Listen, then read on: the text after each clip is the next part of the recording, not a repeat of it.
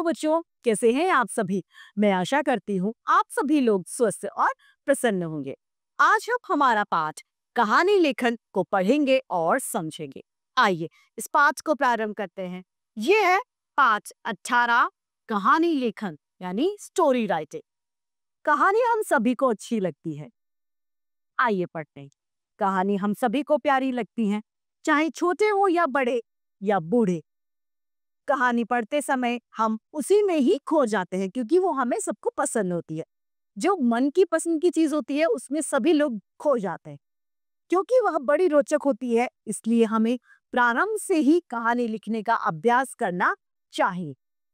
कहानी लिखते समय कुछ बातें ध्यान रखने योग्य हैं।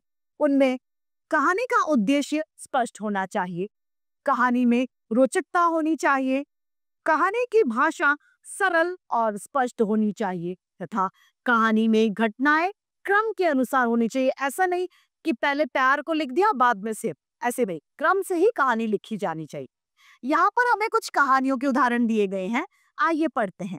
पहली कहानी है हमारी चालाक लोमड़ी। किसी जंगल में एक लोमड़ी रहा करती थी।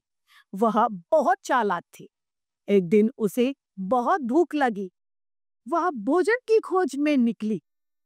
चलते चलते वह एक बाग में पहुंची। वहां लोमड़ी ने देखा कि पेड़ की डाल पर एक कौवा बैठा हुआ है और उसकी चोंच में एक रोटी का टुकड़ा है। लोमड़ी होशियार थी। लोमड़ी चाहती थी कि मैं कैसे भी करके उसके टुकड़े को अपने पास ले लूं। लोमड़ी के मुंह में पानी भर आया। रोटी का टुकड़ा पाने के लिए वह उपाय सोचने लगी। वह कौवे से बोली, कौवा, तुम बहुत सुंदर हो, तुम्हारी आवाज भी बहुत ही ज्यादा मीठी है। मैं तुम्हारी मीठी बोली सुनना चाहती हूँ। यानी अब वो प्लानिंग करने लगी कि कैसे कौवे को पागल बनाऊं और उसकी रोटी खा लूं। कौवा लोमड़ी की चुपड़ी बातों में आ गया और बहुत खुश हो गया।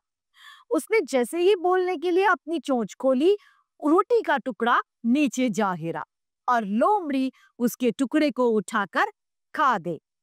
बेचारा कौवा देखता ही रह गया। इस कहानी से हमें सीख मिलती है कि हमें हमेशा चापलूस व्यक्तियों से सावधान रहना चाहिए। वो चापलूसी करके हमें जरूर कोई ना कोई नुकसान पहुंचाएंगे। दूसरी कहानी है हमारी प्यासा कौवा। पढ़ते हैं। एक बार एक कौवा बहुत ही प्यासा था। वह पानी की खोज में उसने हर जगह पानी ढूंढा, इधर उधर, लेकिन उसे पानी कहीं भी दिखाई नहीं दिया। वो आखिर में थक कर पेड़ की डाल पर बैठ गया। उसे पानी नहीं मिला तो वो परेशान होकर बैठ गया। उसने एक घड़ा देखा। पानी होने की आशा में वह घड़े के पास गया। उसने देखा कि घड़े में पानी बहुत ही कम था, यानी बहुत थोड़ा पानी था घड़े में। उसने घड़े में चोंच डालकर पानी पीने की कोशिश करी, लेकिन वो पी नहीं पाया क्योंकि पानी बहुत नीचे था। कौवा बुद्धिमान था, यानी वो होशियार था, चतुर था। वह घड़े से पानी पीने का उपाय सोचने लगा। उसकी नजर पास ही के पड़े कंकड़, कंकड़ यानी जो छोटे छोटे पत्थरों के टुकड़े होते हैं उन्हें कंकड़ कहते हैं, कंकड़ पत्थरों पर गए। उसने कंकड़ पत्थर उठाए और घड़े में डालना शुरू कर दिया। अब घड़े का पानी धीरे धीरे ऊपर आने लगा। जैसे ही पानी ऊपर आया, कौवा पानी पीकर उड़ गया। इस कहानी से हमें सीख मिलती है, शिक्षा मिलती है कि बुद्धिमानी से काम लेने पर हम अवश्य ही सफल होते हैं, यानी हमें सफलता जरूर मिलती है। तीसरी कहानी है हमारी अंगूर खट्टे हैं। एक लोमड़ी थी, वह बहुत ही भूखी थी। उसने खाने की बहुत सी खोज की पर उसे खाना नहीं मिला। खाने की खोज में वह एक बाग में आ पहुंची।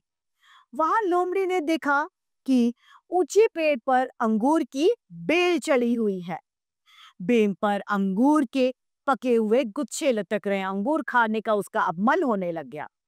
लोमड़ी ने अंगूर के गुच्छों तक पहुंचने की बहुत कोशिश की पर वह पकड़ने के लिए उछलने लगी। उसने बहुत सारी कोशिश करी, उसने अपनी पूरी ताकत लगाई, लेकिन वो अंगूर तक आखिर में नहीं पहुंच पाए। वो बहुत ही ज्यादा निराश हो गई। आखिर में वह भूखी ही अपनी गुफा में चली गई और अपने मन को शांत करने के लिए उसने कहा, अंगूर खट्टे हैं, मैं इन्हें खाकर बीमार पड़ना नहीं चाहती। यानी इस कहानी से हमें शिक्षा मिलती है कि यदि हम किसी में फेल हो जाए या असफल हो जाएं तो हमें ज्यादा दुखी नहीं होना चाहिए। दूसरी कहानी है झूठ बोलने का फल। एक गडरिये का बेटा हमेशा प्रतिदिन जंगल में भेड़ चराने जाता था। उसे झूठ बोलने की आदत थी। एक दिन वह झूठे ही चिल्लाया, भेड़िया आ गया, भेड़िया आ गया। आसपास के किसान उसकी सहायता यानी मदद करने के लिए भागे और वो तुरंत वहां पर पहुंच गए जहां पर से वो चिल्ला रहा था। उसने सबने देखा कि वो झूठ बोल रहा है। किसी प्रकार वह दूसरे दिन फिर से चिल्लाया कि भेड़िया आ गया, भेड़िया आ गया। फिर बहुत से किसान अपना काम छोड़कर उसके पास पहुंचे। उन्होंने बालक से भेड़िए के बारे में पूछा। बच्चा बोला, भेड़िया नहीं आया था, मैं तो यूं ही चिल्ला रहा था। किसानों को उसके ऊपर बहुत गुस्सा आया। वो सब वापस आ गए, अपने अपने कामों में लग गए। बालक ने उनके कार्य में बहुत नुकसान किया था। एक दिन सचमुच ही भेड़िया वहां पर आ गया। बच्चा जोर जोर से चिल्लाता रहा, भेड़िया आया, भेड़िया आया, लेकिन कोई भी उसकी सहायता यानी मदद करने के लिए आया ही नहीं, क्योंकि सभी ने सोचा कि ये तो झूठ बोल रहा होगा,